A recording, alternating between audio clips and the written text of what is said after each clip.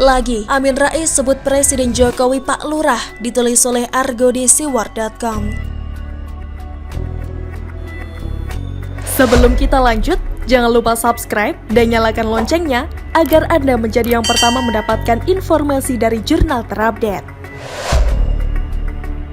Kepentingan politik memang membuat akal sehat seseorang tidak berfungsi sebagaimana mestinya. Contoh nyatanya sindrom yang dialami oleh Ketua Majelis Syuro Partai Umat, Amin Rais ini. Semua penyakit di dunia pasti ada obatnya, kecuali yang namanya penyakit hati. Dan ini yang diderita oleh Amin Rais akibat kebenciannya yang tidak kunjung usai terhadap Presiden Jokowi. Sepak terjangnya selama ini kerap menyudutkan Presiden Jokowi dengan menunjukkan tontonan ala badut melalui nafsu keserakahannya di usia yang sudah senja itu. Contohnya kemarin, Kamis 20 Mei 2021, dalam acara bertajuk Merawat Reformasi, Amin Rais mewanti-wanti Presiden Jokowi terhadap potensi pemerintah yang bisa berakhir dengan kurang elegan. Dalam acara itu, Amin Rais menuding bahwa KKN di era Presiden Jokowi jauh lebih parah dibandingkan pada saat era Orde Baru. Mulai dari tindakan pelemahan KPK dan perilaku nepotisme di mana anak dan menantunya Presiden Jokowi jadi wali kota. Amin Rais juga mengklaim bahwa sistem kolusi di era Presiden Jokowi sudah menjadi sangat kuat sekali di mana saat ini kondisinya pengusaha yang mendikte penguasa. Menurutnya, kekuasaan politik dalam cengkeraman para pengusaha adalah oligarki sontoloyo yang sangat berbahaya.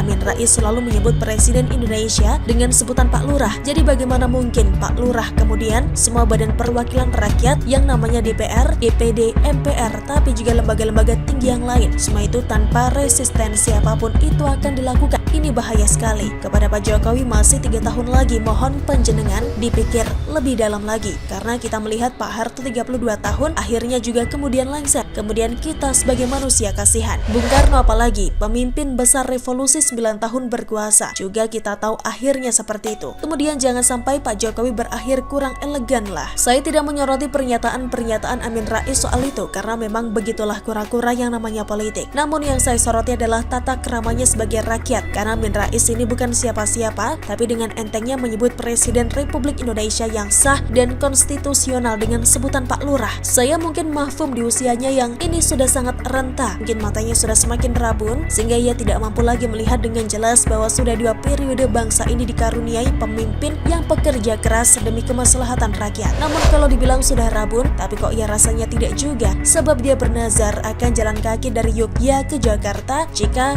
Jokowi menang Pilpres. Dan juga tudingannya soal korupsi dan kolusi yang katanya semakin merajalela di era Presiden Jokowi. Apakah Amin Rais lupa bahwa dirinya dulu pernah menerima kucuran dana berupa transfer sebesar 600 juta rupiah terkait kasus korupsi proyek pengadaan alat kesehatan yang melibatkan mantan Menteri Kesehatan Siti Fadila Supari. Kasus transfer 600 juta rupiah itu terungkap dalam persidangan putusan terhadap Menteri Kesehatan Siti Fadila Supari. Amin Rais lupa karena sudah tua dan pikun atau bagaimana? Jangan beranggapan bahwa uang sebesar 600 juta rupiah itu adalah uang kecil bagi KPK. Mau uang kecil atau uang besar, itu adalah uang negara yang diperoleh dari hasil keringat rakyat yang rutin setor pajak ke kas negara. Kita semua tentunya merasa tidak jelas dan tidak tahu sebenarnya apa yang dikerjakan Amin Rais selama ini, kecuali menyinyiri dan menghujat pemerintah yang sah dan konstitusional. Saya hakul yakin jika dilakukan jajak pendapat ke seluruh rakyat Indonesia, tentunya tidak sedikit orang yang akan menjawab bahwa Amin Rais adalah sosok yang tidak berguna bagi bangsa dan negara. Saya sangat yakin itu. Presiden Republik Indonesia kok dibilang lurah Indonesia? Bagaimanapun juga Presiden Jokowi itu secara sah dan konstitusional dilantik menjadi presiden berdasarkan undang-undang yang berlaku sahih di negara ini. Selain itu, sebutan lurah di Indonesia adalah bentuk penghinaan tidak sopan secara terselubung, apalagi ditujukan kepada kepala negara yang sah dan konstitusional. Jelas sekali tidak ada etika politik sama sekali. Sampai detik ini pun saya masih heran, kenapa ya yang memusuhi Presiden Jokowi itu rata-rata adalah kaum penipu, tukang ngibul, otak mesum, termasuk namun tak terbatas para cukong penjual ayat dan pengancam mayat. Heran saya, kura-kura begitu.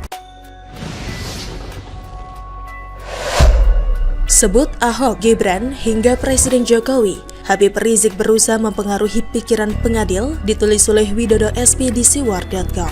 Sebelum kita lanjut, jangan lupa subscribe dan nyalakan loncengnya agar Anda menjadi yang pertama mendapatkan informasi dari jurnal terupdate.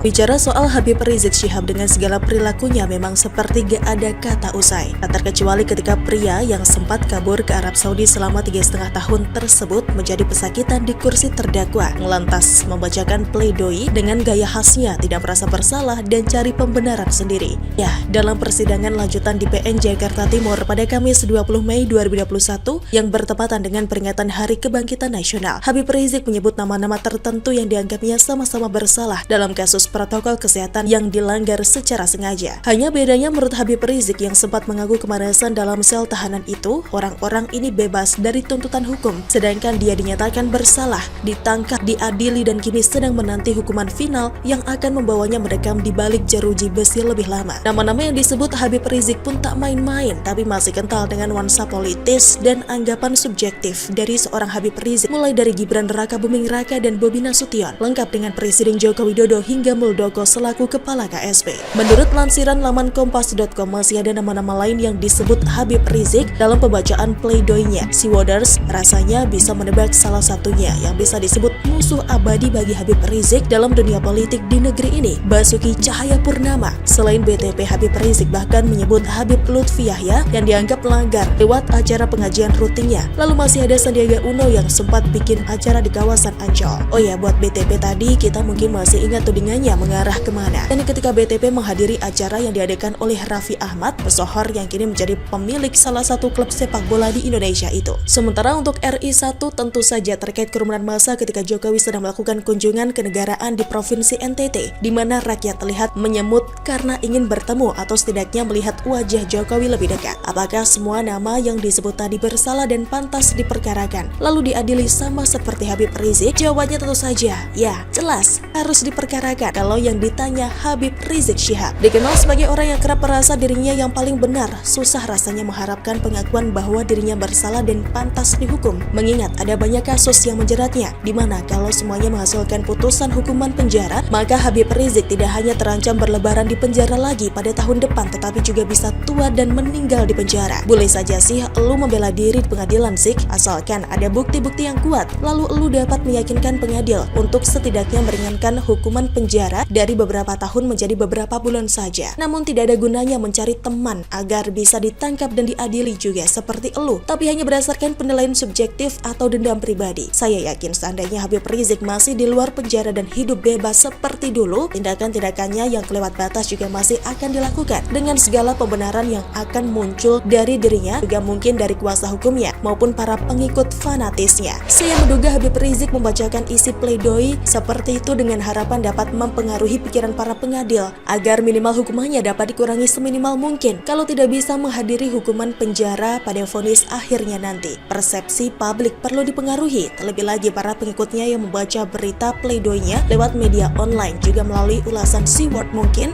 siapa tahu mereka tergugah semangat dan terbakar emosinya lalu kembali melakukan aksi massa untuk membelanya. Habib Rizik mungkin belajar dari kasus hukum sebelumnya yang melibatkan Ahok, di mana persepsi publik dan tuntutan massa ternyata memberi pengaruh yang berarti bagi putusan pengadilan terhadap pesakitan yang duduk di kursi terdakwa. Namun jangan pernah membandingkan sikap Habib Rizik dengan Ahok tatkala menghadapi kasus hukum persidangan, membacakan pledoi hingga menerima putusan akhir persidangan dan saat menjalani hukuman di penjara. Keduanya jelas beda, sejauh langit dan selokan. Kalau mau dinilai, Ahok dapat 9, sedangkan Habib Rizik cukup diberi nilai 4. Begitulah kura-kura. Bagaimana menurut Anda? Silahkan tulis komen Anda di kolom komentar. Jangan lupa untuk like, subscribe, dan share. Arkana pamit, sampai jumpa.